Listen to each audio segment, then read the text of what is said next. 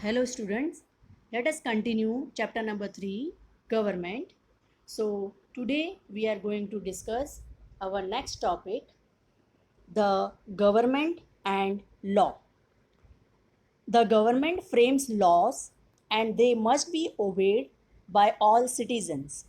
Law and orders is very important for the proper functioning of the government.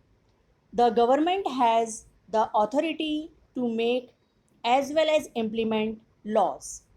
Let us take an example. You must have a ticket while traveling by train. If you are caught traveling without a ticket, you have to either pay a penalty or go to jail. Even though the government may work lawfully, in case citizens feel that laws are not being executed properly, they have the right to raise their voice or even go to court. The court can order the government to take appropriate measures. Now, the next topic is organs of the government. You must have realized that the organization responsible for the proper functioning of the country is known as a government. Therefore, the government is an essential organ of a nation and has to perform various functions. The government frames acts and laws and ensures their proper execution. It sees to it that the law is suitably interpreted and implemented and also ensures that justice is done. The three arms of the government are to legislate, to execute, and to impart justice. The arm that frames laws is known as the legislature, that means which comprises the Vidhan Sabha, and that which execute the law is called the executive. The arm which works towards the implementation of justice is called the judiciary, and it takes action against offenders.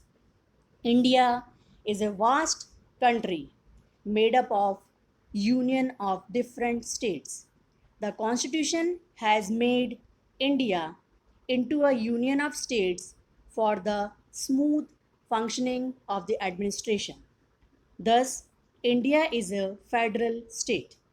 This means that the government functions at two levels, central and state level. The government at the national level is called central or union government. It looks after the administration of the whole country. The government at the state level is called state government.